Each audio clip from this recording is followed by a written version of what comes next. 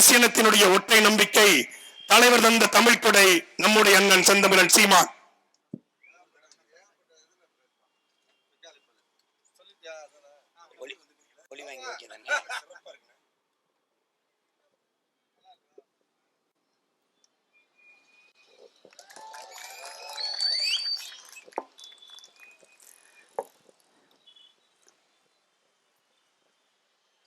பேரன்பு கொண்டு நாங்கள் பெரிதும் நேசிக்கின்ற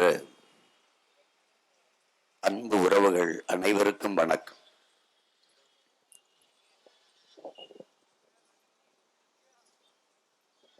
உலகெங்கிலும்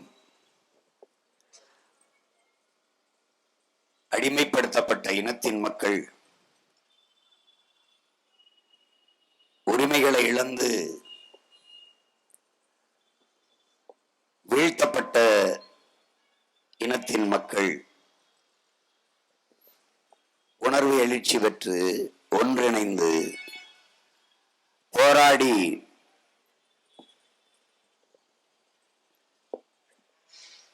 விடுதலை பெற்றார்கள். ஆனால் தமிழ் தேசிய இன மக்கள்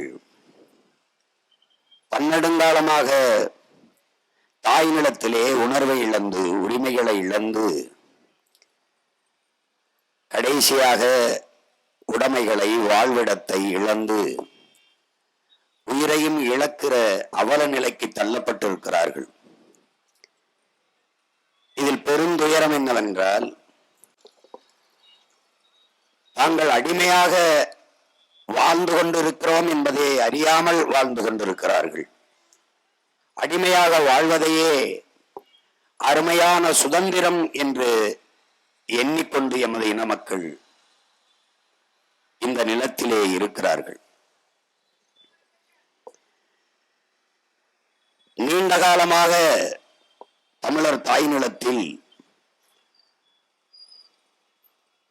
தமிழ் மக்களின் வாக்கை பெற்று அரசியல் வலிமை பெற்று அதிகாரத்தை கைப்பற்றி ஆட்சி நடத்தி கொண்டிருக்கிற இந்த ஆட்சியாளர்கள் முன்வைத்த முழக்கங்கள்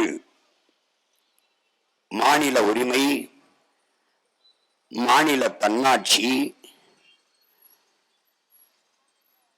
வீழ்வது நாமாக இருந்தாலும் வாழ்வது தமிழாக இருக்கட்டும், எங்கும் தமிழ், எதிலும் தமிழ், தமிழன் என்று சொல்லடா, தலை நிமிர்ந்து நில்லடா, தமிழ்நாடு தமிழருக்கே, இது போன்ற முழக்கங்களை முன்வைத்து தமிழின மக்களின் வாக்கை பெற்று வலிமையை பெற்று அதிகாரத்திற்கு வந்த இவர்கள் எந்த உரிமையையும், இந்த மண்ணின் மக்களினுடைய எந்த அடிப்படை உரிமையையும் பாதுகாக்கவில்லை. குறிப்பாக கல்வி, மானுட உரிமை, அதை கொடுக்க வேண்டியது அரசின் கடமை. கல்வி மாநில உரிமை. ஆனால் இந்த மாநில உரிமையை இந்திய ஒன்றிய அரசு எடுத்துக்கொண்டு போகும்போது இந்த நிலத்தில் அதிகாரத்தில் இருந்தது இந்த கட்சி ஆட்சிதான். இன்றைக்கு அதிகாரத்தில் இருக்கிற இதே கட்சிதான். ஆனால் எடுத்துக்கொண்டு போகும்போது அமைதியாக இருந்துவிட்டு 356 சட்ட விதியை பயன்படுத்தி ஆட்சியை கலைத்து விடுவார்களோ என்ற அச்சத்தில் அமைதியாக இருந்துவிட்டு இன்று இத்தனை ஆண்டுகள் கழித்து கல்வியை மாநில பட்டியலுக்கு கொண்டு வருவோம் என்ற ஒரு வெற்று முழக்கத்தை முன்வைப்பது என்பது எவ்வளவு வேடிக்கையானது என்பதை எனது அன்பு சொந்தங்கள் எண்ணி பார்க்க வேண்டும். ஒவ்வொரு உரிமையும், மருத்துவ உரிமை, மின் உற்பத்தி விநியோக உரிமை, எல்லாவற்றையும் இந்திய ஒன்றிய அரசிற்கு தாரை வார்த்து கொடுத்தவர்கள் இவர்கள்தான். கடைசியாக வரி வருவாய், மொத்த வரியும் ஜிஎஸ்டி என்கிற சரக்கு மற்றும் சேவை வரி என்கிற அந்த வரியை விதிச்சு மொத்த வரிவாயும் எடுத்துக்கொண்டு போகிறது இந்திய ஒன்றிய அரசு. ஒரு பேரிட காலங்களில் இந்த மக்கள் சிவிக்க தப்பிக்கும் போது, பெரும் புயலில், பெரும் வெள்ளத்தில், பெருமழையில், வேளாண்மையில் பாதிக்கப்பட்டு நிற்கிற காலங்களில் கூட உரிய இழப்பீட்டுத் தொகையை பெற முடியாத ஒரு அடிமை நிலையில் நின்று கொண்டு இந்த அரசுகள் மாநில உரிமை பேசுவது, தன்னாட்சி பேசுவது என்பதெல்லாம் எவ்வளவு வேடிக்கையானது என்பதை அறிவார்ந்த எனது இன மக்கள் எண்ணி பார்க்க வேண்டும். கச்சத்தீவை எடுத்துக்கொண்டு போகும்போது இங்கே அதிகாரத்தில் இருந்தவர்கள் இதே திமுக ஆட்சிதான். இன்று வரை ஒவ்வொரு தேர்தல் அறிக்கையிலும் கச்சத்தீவை மீட்க போராடுவோம், தீவிரமாக போராடுவோம் என்ற வார்த்தைகளை பதிவு செய்கிறார்களே ஒழிய 18 ஆண்டுகள் தொடர்ச்சியாக இந்திய ஒன்றிய அரசிலே அங்கம் வைத்த கட்சி இந்த திமுக தான், இந்த திராவிட முன்னேற்ற கழகம் தான். அப்போதெல்லாம் கட்டச்சீவு உரிமைக்கு இவர்கள் பேசியது என்ன, போராடிய போராட்டம் என்ன, எடுத்த நடவடிக்கை என்ன, எதுவுமே இல்லை. இன்று வரை நமது மீனவ உறவுகள் எல்லை தாண்டி வருகிறார்கள், எல்லை தாண்டி வருகிறார்கள் என்று இந்திய இலங்கை கடற்படையால் சுட்டு வீழ்த்தப்படுவதும், சிறைபிடிக்கப்படுவதும், படகுகள் பறிமுதல் செய்யப்பட்டு ஏலமிடப்படுவதும், வலைகள் கிழித்து வீசப்படுவதும்,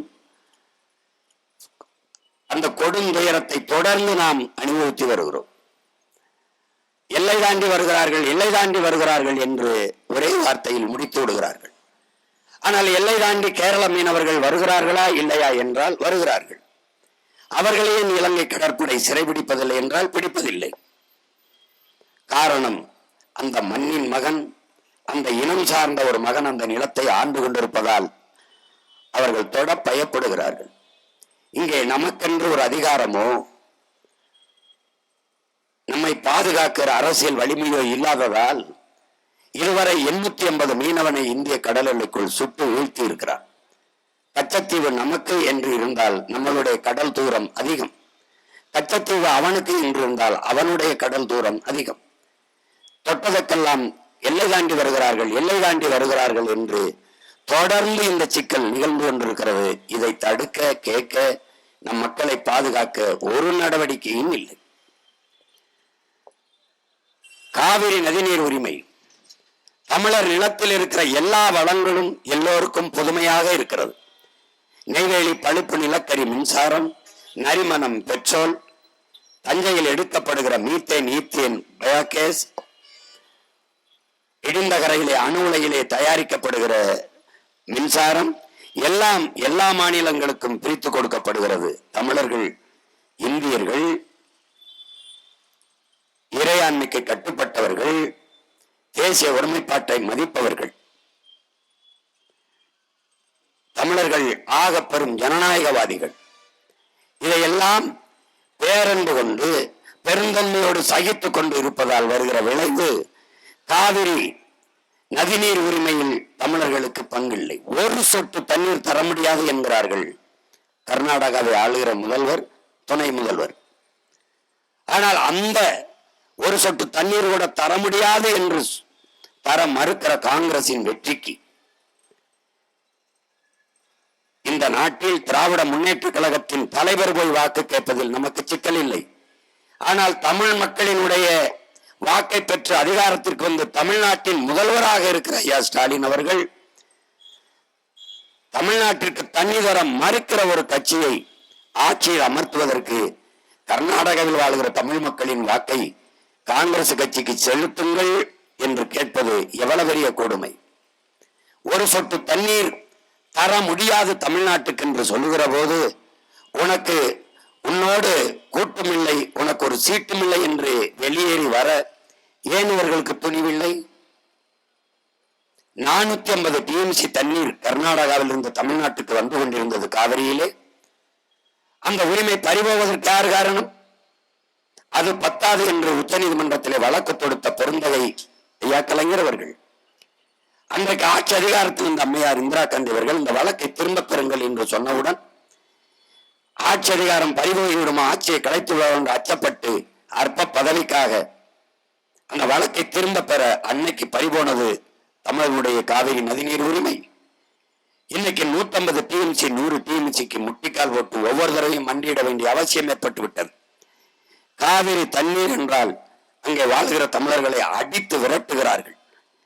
அவர்கள் கடைகளை தீ வச்சு கொளுத்துகிறார்கள், நிலங்களை, விளைநிலங்களை தீ வச்சு எரிக்கிறார்கள். இதை கேட்பதற்கோ தடுப்பதற்கோ எவரும் இல்லை.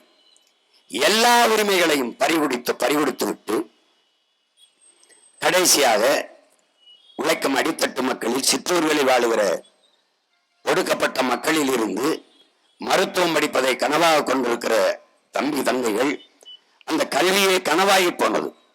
நீட் என்கிற ஒரு தேர்வு முறையை கொண்டு வந்தது யார்? காங்கிரஸ். கூட இருந்து அதற்கு ஒப்புதல் அளித்தது யார்? இந்த திமுக. கடைசியாக அதை செயல்படுத்தியது யார்? பாரதிய ஜனதா. மக்கள் எதிர்ப்பு வந்த பிறகு, தங்கை அனிதா தீக்குளித்து இறந்த பிறகு பற்றி எறிந்த ஒரு புரட்சி தீயில் ஐயோ ஐயோ என்று அலறுகிறது திமுக. கொண்டு வந்தது அவர்கள்தான். நாங்கள் ஆட்சிக்கு வந்தால் நீட்டை ஒழிப்போம் என்று வாக்குறுதியை தந்துவிட்டு இன்று எங்களால் முடியாது, நாங்கள் இந்தியா கூட்டணி வென்று வந்திருந்தால் நாங்கள் நீட்டுத் தேர்வை ரத்து செய்திருப்போம் என்று சொல்வது, அதை அன்றைக்கே சொல்லியிருக்க வேண்டுமா வேண்டாமா? எங்களால் முடியாது, ஒருவேளை காங்கிரஸ் தலைமையிலான கூட்டணி வென்று வந்தால் அதை ரத்து செய்வோம், அப்படித்தானே நீங்கள் வாக்குறுதி தந்திருக்க வேண்டும். ஆனால் நாங்கள் வந்தால் நீட்டுத் தேர்வை ரத்து செய்வோம், அதற்கு எங்களிடத்திலே ரகசிய திட்டங்கள் இருக்கிறது என்று அறிவித்தது இவர்கள்தான். எல்லாம் வெற்று அறிக்கைகள், வெற்று தீர்மானங்கள், வெற்று வாக்குறுதிகள், அவ்வளவும் ஏமாற்று. கூட்டுறவு கடன்களை தள்ளுபடி செய்வோம். நீங்கள் ஏதாவது நகை நட்டு வைத்திருந்தால் அடமானம் வைத்து கடன் பெற்றுக் கொள்ளுங்கள், நாங்கள் வந்தால் அந்த கடன்களை ரத்து செய்வோம் என்று பேசியது அருமை தம்பி இன்றைக்கு துணை முதல்வராக இருக்க உதயநிதி அவர்கள். ஆனால் அவர் ஆட்சிக்கு வந்து கூட்டுறவு கடன்களை தள்ளுபடி செய்தார்களா? இல்லை. எல்லாமே வெற்று வாக்குறுதிகள், எல்லாமே மக்களை ஏமாற்றுவதற்கு சொல்லப்படுகிற பசப்பு இனிப்பு வார்த்தைகள். ஒன்றில் கூட உண்மை இல்லை. திமுக என்றாலே திருட்டு, புரட்டு, அதை காப்பாற்ற செய்வது உருட்டு, இதுதான் திரும்ப திரும்ப செய்து கொண்டிருப்பார்கள். இதேதான் ஆட்சிக்கு வருவதற்கு முன்பு நாங்கள் வந்தால் மதுக்கடைகளை மூடுவோம் பேசியது இருக்கிறது. வலைவழியிலே பாருங்கள். ஐயா கலைஞர் தொடங்கி ஐயா ஸ்டாலின், தம்பி உதயநிதி, அம்மையார் கனிமொழி எல்லோரும் நாங்கள் வந்தால் மதுக்கடைகளை மூடுவோம். வந்த பிறகு ஏன் மூடவில்லை என்றால் வாயை மூடுவோம். இதான் அவர்களுக்கு கோட்பாடு, இதான் அவர்கள் நிலைப்பாடு. எந்த இடத்தில் உறுதியாக நின்றிருக்கிறார்கள்? இந்த மண்ணிற்கும் மக்களுக்குமான எந்த உரிமையை பாதுகாத்து வைத்திருக்கிறார்கள்? ஒரே நாடு ஒரே தேர்தல் எதிர்க்கிறார்கள். ஆனால் ஒரே நாடு ஒரே ரேஷன் கார்டை ஏன் ஆதரித்தீர்கள்? ஒரே நாடு ஒரே வரியை ஏன் ஆதரித்தீர்கள்? இந்த சரக்கு மற்றும் சேவை வரி ஜிஎஸ்டி கொண்டு வந்தது யார்? காங்கிரஸ். கூட இருந்தது யார்? இதே திமுக. ஏன் என்று எதிர்க்கவில்லை? ஏன் எதிர்க்கவில்லை? எல்லா நச்சுத்திட்டங்களையும் நாசத்திட்டங்களையும் கொண்டு வந்தது காங்கிரஸ், திமுக. அதை செயல்படுத்துவது பாரதிய ஜனதா. நீங்கள் பெற்று பெயர் வைத்தீர்கள், அவர்கள் ஊட்டமாக உணவு கொடுத்து வளர்க்கிறார்கள். ரெண்டு பேருக்கும் வேறுபாடு என்ன? எந்த இடத்தில் எந்த உரிமையை, இந்த மண்ணின் மக்களின் உரிமையை நீங்கள் பாதுகாத்து வைத்திருக்கிறீர்கள். அப்ப மாநில உரிமை, மாநில தன்னாட்சி, சுயாட்சி என்று பேசுவதெல்லாம் எவ்வளவு வேடிக்கையானது. உங்கள் பிள்ளைகள், நாங்கள் வீதி வீதியாக வந்து உங்களை சந்தித்து வாக்கு கேட்கிறோமே, ஏன் ஆட்சி அதிகாரத்தில் இருக்கிற திராவிட முன்னேற்ற கழகத்தினுடைய தலைவர் பெருமக்கள் 3.5 ஆண்டு கால ஆட்சியின் சாதனையை சொல்லி வாக்கு கேட்க ஏன் வரவில்லை? முதல்வர் வர வேண்டாம், ஆனால் அவ்வளவு பெரிய மதிப்பை என் மக்களுக்கு அவர்கள் தருவதில்லை. துணை முதல்வர் வர வேண்டாம். மற்ற அமைச்சர் பெருமக்கள், இந்த தொகுதியில், இந்த மாவட்டத்தில் இருக்க மற்ற சட்டமன்ற உறுப்பினர்கள், பாராளுமன்ற உறுப்பினர் யாருமே வந்து பேசவில்லை. ஆட்சியின் சாதனையை சொல்ல ஒன்றும் இல்லை, சொல்லி ஓட்டு கேட்க ஒன்றும் இல்லை. வந்து மக்களை சந்தித்தால் மக்கள் அவர்களிடத்தில் எழுப்புகிற கேள்விக்கு எவரிடத்திலும் பதில் இல்லை. வர பயம். இத்தனை ஆண்டுகள் மாறி மாறி ஆட்சி செய்த இந்த கட்சிகள் எந்த மாநிலம், எந்த மாவட்டத்தின் தலைநகர், இல்ல தமிழகத்தின் தலைநகர் ஒரு அடிப்படை கட்டமைப்பு செய்திருக்கிறார்களா? பயணிக்க சரியான பாதை இருக்கிறதா? சாலையா சபக்குழியா என்று கேட்கிற அளவிற்கு இருக்கிறது. கழிவுநீர் வழிந்தோட காவாய் இருக்கிறதா? மழை நீர் வழிந்தோட வாய்க்கால் இருக்கிறதா? அந்த மழை நீரை சேமிக்க சிறு சிறு ஏரி, குளங்கள், குட்டைகள், நீர்த்தேக்கங்கள் உருவாக்கப்பட்டிருக்கிறதா? எதுவும் இல்லை. ஏதாவது ஒன்று இத்தனை ஆண்டுகளில் நாங்கள் சாதித்தது என்று ஏதாவது ஒன்று இருக்கிறதா? இல்லை. எதை இவர்கள் சொல்வார்கள்? எதை சொல்வார்கள்? எதை சொல்வார்கள்? திமுக என்றால் 3, தி அதுக்கு ஒரு 1000, குடும்ப தலைவிக்கு ஒரு 1000, மு என்றால் புரட்சி பெண், பெண்களுக்கு படிக்க போற பெண்களுக்கு ஒரு 1000, அது ஒரு 1000. கா என்றால் திமுக, கா என்றால் தமிழ் மகனுக்கு ஒரு 1000. 3,000 தவிர வேற ஏதாவது? நாம் என்ன கேட்க வேண்டியது இருக்குது? 1000 ரூபாய் கொடுத்தமே, உங்களுக்கு வந்துருச்சா, உங்களுக்கு வந்துருச்சா, வந்துருச்சா? அதை வாங்கி கொண்டு எங்க அப்பா, எங்க அண்ணன், எங்க மாமா, மச்சான் கடையில குடிச்சு கொடுத்தாங்களே, அந்த காசு உங்களுக்கு வந்துருச்சா என்று நாம் திருப்பி கேட்க வேண்டிய தேவை இருக்கிறது. உங்களுக்கு தெரியுமா என் அன்பு சொந்தங்களே, இந்த ஆட்சியாளர்களின் சிறப்பு? பொங்கலுக்கு 1000 ரூபாய் குடும்ப அட்டைக்கு. சாலையிலே இன்றும் வலையொலியில் படம் இருக்கிறத பாருங்கள், கேலி படம், கருத்து படம் இருக்கிறது. சாலையில் இந்த பக்கம் நியாய விலைக்கடை, அதாவது ரேஷன் கடை, இந்த பக்கம் சரக்கு கடை, டாஸ்மார்க். இங்கே நீண்ட வரிசை. 1000 ரூபாயை வாங்கி துண்டிச்சால் இந்த சாலையை கடந்து அந்த பக்கம் இந்த 1000 ரூபாய்க்கு குடிக்க ஒரு நீண்ட வரிசை. இங்க வாங்கி அங்க கொடுத்துட வேண்டியது. அமைச்சர் சொல்றார், 1000 ரூபாய் கொடுத்திருக்கீங்களே, 2 நாள திருப்பி எங்க கிட்ட வந்துடும், அந்த நம்பிக்கையில தான் கொடுத்தோம்ங்கிறார். இவ்வளவுதான் இந்த மக்களின் மீது அவர்கள் வைத்திருக்கிற மதிப்பீடு, இந்த மக்களின் நலன் மீது அவர்கள் வைத்திருக்கிற அக்கறை. உங்கள் எல்லோருக்கும் தெரிகிறது, சகிக்க முடியவில்லை ஊழலை, பொறுத்துக்கொள்ள முடியவில்லை இந்த லஞ்சத்தை. தொட்டதற்கெல்லாம் கமிஷன், கன்றாலியா இருக்குது, கேவலமா இருக்குது, சகிக்க முடியவில்லை.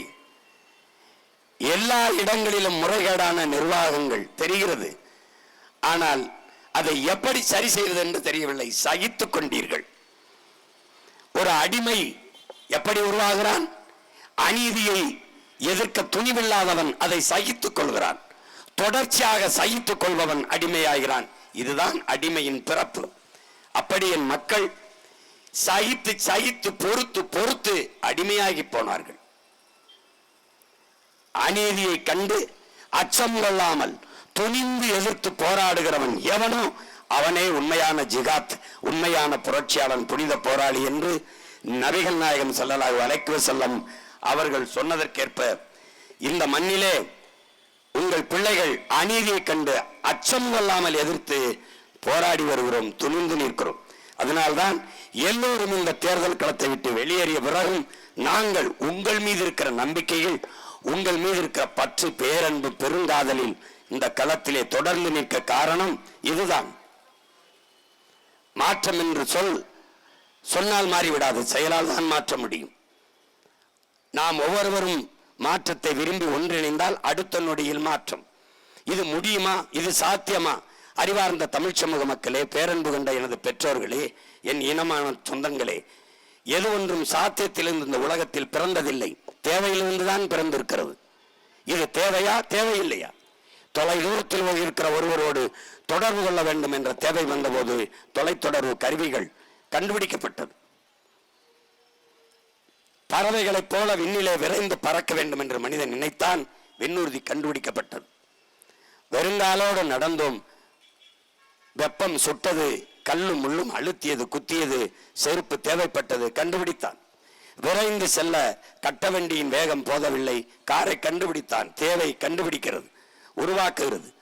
தேவையிலிருந்து தான் ஒன்று பிறக்கிறது. அதைத்தான் demand is the mother of invention என்று, தேவையை கண்டுபிடிப்பின் தாய் என்றார்கள். இந்த அரசியல், இந்த தேவை, இந்த இந்த இந்த அரசியல் தேவையா, தேவையில்லையா? தேவையா, தேவையில்லையா? இதை விட்டால் இது வேற யார் இருக்கா? அதிமுக விட்டா திமுக, வேற யார் இருக்கா? திமுக விட்டா அதிமுக, வேற யார் இருக்கா?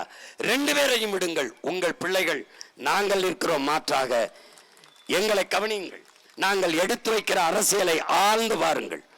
நாங்கள் வாக்கை கேட்டு வரவில்லை, வருங்கால தலைமுறை பிள்ளைகளின் வாழ்க்கையை கேட்டு வருகிறோம். ஓட்டுக்காக நிற்கிற பிள்ளைகள் அல்ல, இந்த நாட்டுக்காக, நாட்டு மக்களின் உரிமைக்காக நிற்கிற பிள்ளைகள் என்பதை நீங்கள் கவனியுங்கள். மதிப்புமிக்க வாக்கை எங்களுக்கு தந்து வெற்றி பெறச் செய்யுங்கள். எங்களின் வெற்றி உங்களின் வெற்றி, உழைக்கும் மக்களின் வெற்றி, உழவர் குடிகளின் வெற்றி, தொழிலாளர் தோழர்களின் வெற்றி, நெசவாளர்களின் வெற்றி, வேளாண்குடி மக்களின் வெற்றி, அடக்கி ஒடுக்கப்பட்ட அடித்தளத்தில் வீழ்த்தப்பட்ட உழைக்கும் மக்களின் வெற்றி. எங்களின் குரல் உங்களுக்கான குரல் என்பதை உணர்ந்து வாக்கு செலுத்துங்கள். புரட்சியாளர் அம்பேத்கர் அதிகாரம் மிக வலிமையானது என்கிறார். அவரை ஆழ்ந்து படித்தவர் பிள்ளைகள் நாங்கள். அதிகாரம் மிக வலிமையானது, அந்த அதிகாரம் எம் மக்களுக்கானது, அதை அடைந்து விட்டால் அனைத்தும் எளிமையானது என்ற கோட்பாட்டை ஏற்று களத்திலே நிற்கிறோம். எல்லா துன்பப்பூட்டுகளுக்குமான சாவி ஆட்சி அதிகாரம் மட்டுமே என்கிறார் அண்ணல் அம்பேத்கர். என் மக்களை துரத்தி துரத்தி வாட்டுகிற அந்த துன்பப்பூட்டுகளை திறக்குகிற சாவி ஆட்சி அதிகாரம் மட்டுமே என்பதால் அந்த அதிகாரத்தை விரட்டி விரட்டி ஓடிக்கொண்டிருக்கிறோம். அறிவார்ந்த தமிழ் சமூக மக்களை, பேரன்பு கொண்ட எனது பெற்றோர்களே, என் இனமான சொந்தங்களே, மதிப்புமிக்க நம் உரிமைகளை சில ரொட்டி துண்டுகளுக்காக விற்பதென்பது அவமானகரமானது என்கிறார் புரட்சியாளர் அண்ணல் அம்பேத்கர். ஓட்டுக்காக காசை கொடுப்பவன் பாவி, அந்த காசை வாங்கிக் கொண்டு வாக்கை செலுத்துபவன் தேச துரோகி என்று நம்முடைய தாத்தா தெய்வ திருமகன் முத்துராமலிங்க தேவர் அவர்கள் நமக்கு கற்பிக்கிறார்கள். தங்கத்தை யாராவது தவிட்டுக்கு விற்பார்களா என்று மதிப்புமிக்க வாக்கை 1000-500க்கு விற்பதை பேரறிஞர் அண்ணா என்கிற பெருந்தகை வருத்தத்தோடு பதிவு செய்கிறார்கள். தங்கத்தை யாராவது தவிட்டுக்கு விற்பார்களா என்று. அந்த மதிப்புமிக்க தங்கத்தை பல ஆண்டுகளாக அவர் பெயரை சொல்லி அவர் வழியில் வந்தவர்கள் என்று அவரால் தொடங்கப்பட்ட கட்சியை நடத்தி கொண்டிருக்கிற பெருமக்கள் தங்கத்தை நீண்ட காலமாக தவிட்டுக்கு வாங்கி கொண்டிருக்கிறார்கள். இந்த துயரத்தை ஒழிக்க, இதையெல்லாம் மாற்ற தேர்தல் ஆணையம் அங்கங்கே பதாகை வைத்திருக்கிறது, இங்கே கூட வைத்திருக்கிறது. 100 விழுக்காடு வாக்குப்பதிவை உறுதி செய்யுங்கள் என்று. வாக்கு செலுத்துவது நம் அனைவரின் கடமை என்று. இதில் எதையோ வாக்குக்கு காசு கொடுப்பதும் வாங்குவதும் குற்றம், ஓராண்டு சிறை தண்டனை என்பதை எழுதி வைக்க மறந்து விட்டார்கள். ஏனென்றால் அதை எழுதி வைப்பது பயனில்லை என்று தெரிந்து கொண்டு இங்கே ஒரு தேர்தல் ஆணையம் என்று ஒரு நாடக கம்பெனி நீண்ட காலமாக இயங்கிக் கொண்டு வருகிறது. அது பறக்கும் படை என்று ஒரு படையை வைத்திருக்கும். அந்த படை யாராவது அரிசி மூட்டையை கொண்டு வித்துவிட்டு காசை வீட்டுக்கு கொண்டு போனால், மளிகை கடைக்கு சரக்கு வாங்க பணத்தை கொண்டு போனால், அப்பாவை மருத்துவமனையில் சேர்த்துவிட்டு அந்த பணத்தை கட்டி வீட்டுக்கு அழைத்து வருவதற்கு கொண்டு போனால், பொண்ணுக்கு திருமணம், அவளுக்கு நகை புடவை வாங்க பணத்தை கொண்டு போனால் இதை பறித்து கொண்டு போய்விடும். ஆனால் தொகுதியில் கோடிக்கணக்காக வைத்துக் கொண்டு ஓட்டுக்கு 1000-500 என்று கொடுப்பதை பாதுகாத்து கொண்டு நிற்கும். அதை சிறைப்படுத்த கை பண்ணாது. ஒரே ஒரு முறை யாராவது ஒருவர் ஓட்டுக்கு காசு கொடுக்கும் போது அவரை பிடித்து அந்த வேட்பாளர் 10 ஆண்டுகளுக்கு தேர்தலில் நிற்க தடை என்று கொண்டு வந்தால் யாராவது வாக்குக்கு காசு கொடுப்பார்களா என்பதை அறிவார்ந்த எனது சொந்தங்கள் சிந்தித்து பார்க்க வேண்டும். இதை ஏன் இந்த தேர்தல் ஆணையம் செய்வதில்லை? செய்ய மாட்டார்கள். உங்கள் பிள்ளைகள் ஆள் மாற்றம், ஆட்சி மாற்றத்திற்கு வந்தவர்கள் அல்ல என்பதை நீங்கள் உணர வேண்டும். அடிப்படை அமைப்பு அரசியல் மாற்றத்திற்கு வந்த புரட்சியாளர்கள் என்பதை என் அன்பு சொந்தங்கள் தெரிந்து கொள்ள வேண்டும். அடிப்படை அமைப்பு அரசியல் மாற்றம் என்பது, உங்கள் பிள்ளைகள் என்ன சொல்கிறோம் என்றால், இந்த தேர்தல் என் மக்கள் மீது வலுக்கட்டாயமாக திணிக்கப்பட்டிருக்கிறது என்பது எங்களுடைய குற்றச்சாட்டு. அப்ப என்ன செய்யலாம்? ஐயா EVKS இளங்கோவன் அவர்கள் இறந்து விட்டார்கள். சரி, இப்போது இந்த தொகுதிக்கு ஒரு சட்டமன்ற உறுப்பினர் இருந்து மீதி இருக்கிற காலத்தில் செயல்பட வேண்டும். அப்போது என்ன செய்ய வேண்டும்?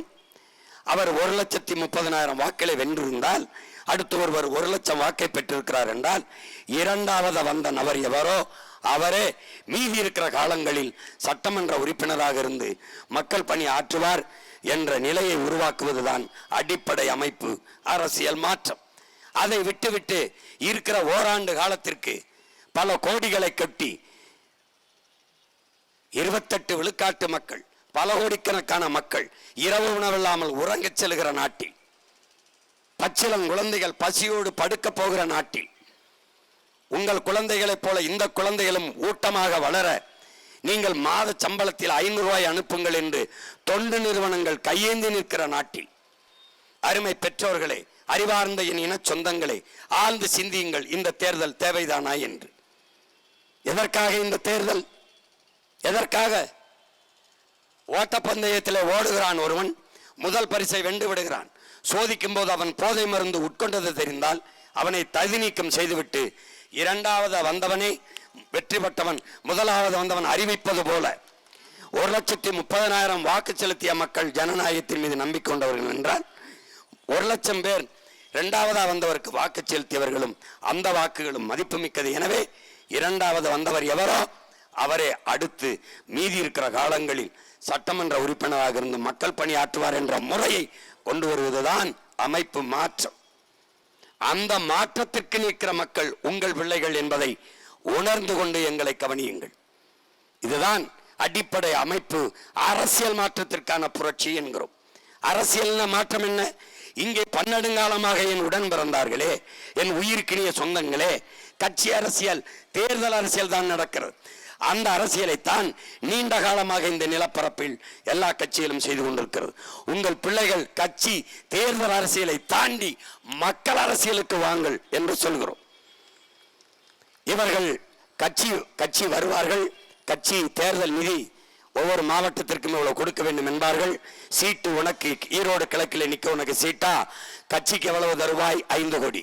தேர்தலில் எவ்வளவு செலவு பண்ணுவாய்? 5 கோடி.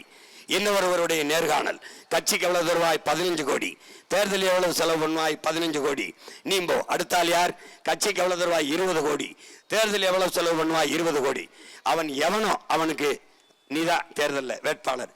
இது கட்சி அரசியல். தேர்தல் வருகிறது, தேர்தல் நிதி வசூலிப்பார்கள். தனிப்பெரும் முதலாளிகளுக்கு ஒப்பந்தங்களை கொடுப்பார்கள்.